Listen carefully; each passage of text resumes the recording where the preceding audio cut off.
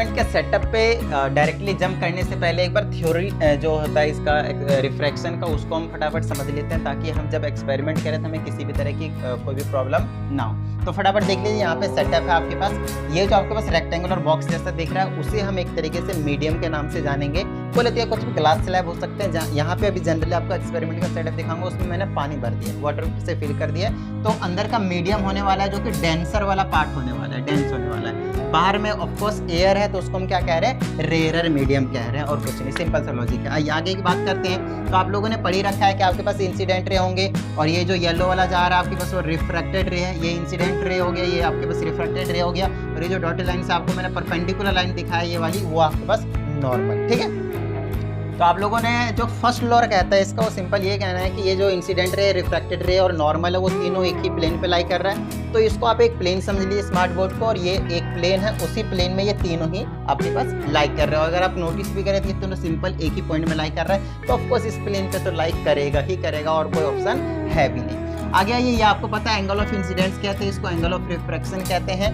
अब आगे जो खास बात करने वाले हैं वो ये है कि यहाँ पे जो सिस्टम रहता है रे ऑफ लाइट का जो बेंडिंग का, वो किस तरह से होता है, वही बेसिकली एक्सपेरिमेंट में हम ऑब्जर्व करने वाले। तो आइए देखते हैं। तो ये जो इंसिडेंट रे है वो नॉर्मल के तरफ बेंड हो जाता है, टुवर्ड्स नॉर्मल बेंड हो जाता है। कब? जब हम रेयर से डेंसर की ओर जाते हैं। तो ये रेयर है, ये डेंसर है। जब हम इधर से आ रहे थे तो ये जो येलो वाला सॉलिड लाइन जो जा रहा है, वो देखिए इसको जाना चाहिए था ब्लू वाले के पाथ में। डॉटेड जो ब्लू दिख रहा है आपको, इस वाले पाथ में जाना चाहिए, सीधा चला जाना चाहिए था, बट ऐसा नहीं। किधर बेंड हो गया? ये जो नॉर्मल दिख रहा है उसकी तरफ बेंड हो चुका है, थोड़ा सा टिल्ट हो गया है। ओके, और ये तो हो गया भैया रेयर से डेंसर की तरफ जा रहे हो वो वाली कहानी। जब हम डेंसर से रेयर की ओर जाएंगे तब क्या होगा? तब कुछ नहीं होगा यार, आपकी बार यहाँ का जो प्रोसीजर था उसी का उल्टा हो जाएगा और कुछ नहीं। देखिए ये वाला जो पाथ है वो देखिए ब्लू वाले के पाथ में जाना चाहिए था, डॉटेड ब्लू पे सीधा जाना चाहिए था, बट ऐसा हुआ नहीं। ये जो नॉर्मल दिख रहा है उससे वो दूर भाग गया, ये जो सॉलिड लाइन जा रहा है ना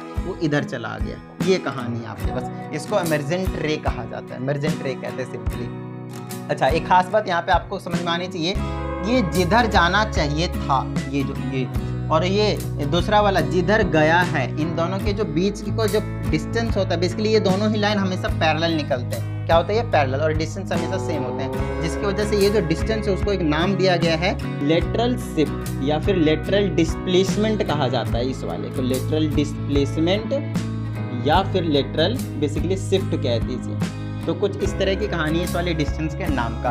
और ये आपके पास एंगल ऑफ इंसिडेंस है ऑफ कोर्स, और ये आपके पास एंगल ऑफ रिफ्रैक्शन है। रिफ्लेक्शन मत बोल दीजिएगा, रिफ्रैक्शन है। तो आपने पहला लॉ समझ लिया कि क्या है, तीनों एक ही प्लेन में लाई करते हैं। दूसरा आपके पास पता है जो रिफ्रैक्टिव इंडेक्स होता है बेसिकली वो होता है साइन ऑफ एंगल आई और divided by sine of angle r के रेशियो के इक्वल। और ये बेसिकली क्या होता है, आपके पास फिक्स होता है, कांस्टेंट वैल्यू निकल कर आती है किसी एक पर्टिकुलर मटेरियल के लिए। सिंपल सा ये लॉजिक अभी फिलहाल समझ लीजिए और कुछ नहीं। और इसी को कहा जाता है बेसिकली स्नेल्स लॉ। इसी को क्या कहा जाता है? स्नेल्स लॉ, क्योंकि स्नेल अंकल ने इसको बताया था। चलो भाई, अब हम डायरेक्टली जंप कर जाते हैं एक्सपेरिमेंट के सेटअप पे, जहाँ पे आप लोगों को सारी चीज़ें यहाँ पे यही सेम चीज़ें आपको यहाँ पे ऑब्जर्व करने को मिलने वाला है। ओके, तो ये रहा अपना एक्सपेरिमेंट का सेटअप। सिंपली देख लीजिए, ये जो जहाँ तक मैंने पानी फिल कर दिया उसको आप समझ लीजिए, ये जो रेक्टेंगुलर बॉक्स है वो है जिसके अंदर पानी फिल है, तो उसको मैं एक मीडियम कह रहा हूँ। और इससे बाहर वाला ऑफकोर्स एयर होने वाला है, उधर भी आपके पास एयर, रेयर, और बीच में जो पानी वाला पोर्शन है वो आपके पास मीडियम होने वाला है। तो जैसी कहानी यहाँ पे देखिए बेसिकली यहाँ पे जैसा आपको मैंने एक्सप्लेन किया है, क्या सच में ऐसा ही ऑब्जर्वेशन हमें इस वाले एक्सपेरिमेंट के सेटअप पे मिलेगा भी या फिर नहीं, उसी चीज़ को हम यहाँ पे अभी बेसिकली ऑब्जर्व करने वाले हैं। तो चलिए स्टार्ट करते हैं। तो अच्छे से बीम को देखने के लिए हमें क्या करना पड़ेगा?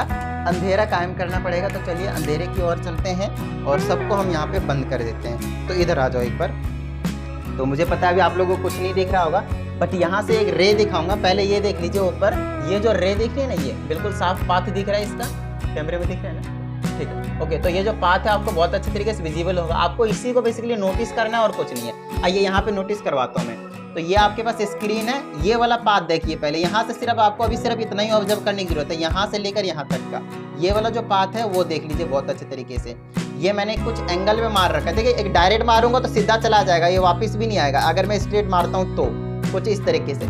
लेकिन जब मैं एंगल पे मार रहा हूँ तब जाके एक खास तरह की ऑब्जर्वेशन हमें देखने को मिलती है। तो मैंने कुछ एंगल पे यहाँ पे मार रखा है, ये मेरा नॉर्मल वाला रहेगा, यहाँ पे क्या रहेगा, मेरा नॉर्मल वाली लाइन रहेगी, ठीक है। तो ये मेरा सीधा जा रहा है, ये मेरा नॉर्मल रहेगा, कुछ एंगल पे जा रहा है बेसिकली ये वाला रे, और ये मेरा नॉर्मल रहेगा। अब ऊपर से देखते हैं कि क्या इसमें कुछ सच में कुछ चेंज आया है या फिर नहीं आया है। तो इन दोनों को खास करके बहुत ही अच्छे तरीके से नोटिस कीजिए आप कि इसमें देखिए इधर से मारा है मैंने, और ये कुछ इधर से इधर बेंड हुआ है। इसको जाना चाहिए था बिल्कुल सीधा, कुछ इधर जाना चाहिए था, लेकिन एक्चुअल में ये इधर बेंड हो गया है। तो जैसा भी स्क्रीन पे दिखाया था बिल्कुल वैसा ही हुआ है ना। देखिए नॉर्मल की तरफ बेंड हुआ है, यहाँ पे 90 डिग्री कौन बनेगा, ये वाला 90 का बनेगा इधर पे, लेकिन एक्चुअल में इधर ही बेंड हो गया। इसको जाना चाहिए था बिल्कुल सीधा उधर, बट ये इधर बेंड हो चुका है। तो ये तो हुआ कि एक जगह पे किस तरीके से यहाँ पे बेंडिंग ऑफ लाइट जो आप बहुत अच्छे तरीके से ऑब्जर्व कर पा रहे हैं। तो आइए अब हम दूसरी तरफ देखते हैं, क्या दूसरी तरफ वाला भी सही है या फिर नहीं।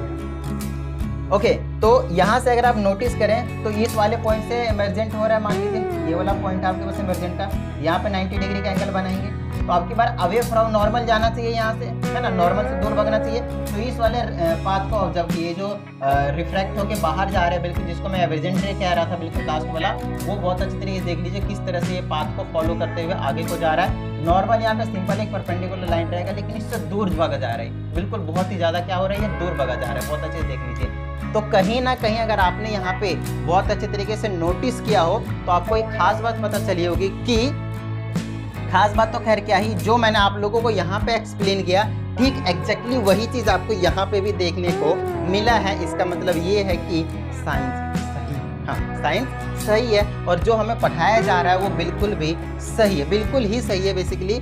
और कमाल वाली बात देखिए यहाँ पे ये कि अभी मैं यहाँ पे कुछ भी एंगल का मेजरमेंट करने के लिए हमारे पास कुछ इंस्ट्रूमेंट नहीं है। हम अभी फिलहाल एंगल का कुछ नहीं कर रहे हैं कि कितने एंगल पे मार रहे हैं, कितने नहीं एंगल पे मार रहे हैं। बस आपको एक ऑब्जर्वेशन दिखा दिया कि हाँ भाई कुछ एंगल पे जाएगा टुवर्ड्स नॉर्मल बैंड हो जाएगा, उसके बाद जब इमरजेंट होगा तो वो अवे फ्रॉम नॉर्मल बैंड हो जाएगा। और आपको सेम यही चीज़ यहाँ पे एक्सपेरिमेंट में भी देखने को मिला है। तो उम्मीद करता हूँ आप लोगों को मजा आया होगा, समझ आया होगा। तो चलिए फटाफट वीडियो को लाइक करिए, साथ ही अगर पे इस चैनल पे एक नए स्टूडेंट है तो चैनल को सब्सक्राइब करके बेल आइकन को जरूर प्रेस कर लीजिएगा। तो चलिए मिलते हैं अगले एक्सपेरिमेंट के साथ।